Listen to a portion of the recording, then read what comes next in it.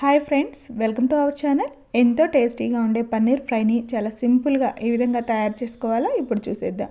దీనికోసం ముందుగా ఇక్కడ నేను 200 గ్రామ్స్ వరకు పన్నీర్ని అయితే తీసుకున్నాను. ఈ పన్నీర్ని ఇప్పుడు చిన్న చిన్న పీసెస్ లాగా కట్ చేసుకొని పక్కన పెట్టేసుకుందాము.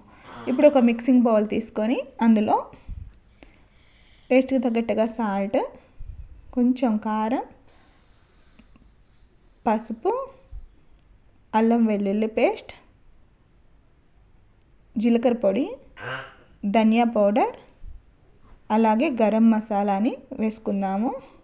దీంతో పాటుగా ఒక 2 స్పూన్స్ వరకు పెరుగును కూడా వేసుకోవాలి.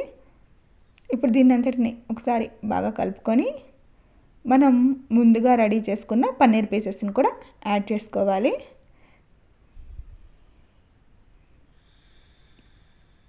ఇప్పుడు మనం రెడీ చేసుకున్న ఈ పేస్ట్ అంతా పన్నీర్కి బాగా పట్టేలాగా మిక్స్ చేసుకోవాలి. ఇలా మిక్స్ చేసుకున్న తర్వాత దీన్ని ఒక 10 నిమిషాల పాటు మ్యారినేట్ అనేది చేసుకుందాము. ఇలా 10 మినిట్స్ తర్వాత స్టవ్ మీద ప్యాన్ పెట్టేసుకొని దానిపైన ఒక 1 టేబుల్ స్పూన్ ఆయిల్ వేసుకొని ప్యాన్ అంతా ఆయిల్ స్ప్రెడ్ చేసేసుకొని మనం రెడీ చేసి పెట్టుకున్న ఈ పన్నీర్ ముక్కల్ని ఒక్కొక్కటిగా ఇలా ప్యాన్ పైన వేసేసుకోవాలి. స్టవ్ని మీడియం ఫ్లేమ్లోనే పెట్టి మనం ఈ పన్నీర్ అనేది ఫ్రై చేసుకోవాలి. చూడండి, ఈ విధంగా పన్నీర్ అంతటిని ప్యాన్ పై వేసుకొని అవసరం అనుకుంటే ఇంకొంచెం ఆయిల్ని కూడా వేసుకోవాలి. ఇక్కడ చూడండి, నేను ముందు ఒక 1 స్పూన్ వరకు ఆయిల్ వేసాను, మరొక స్పూన్ ఆయిల్ని కూడా ఇప్పుడు యాడ్ చేస్తున్నాను. ఇలా స్టవ్ని సిమ్ టు మీడియంలోనే పెట్టి పన్నీర్ని ఇలా ఫ్లిప్ చేసుకుంటూ 2 వైపులా ఫ్రై చేసేసుకోవాలి.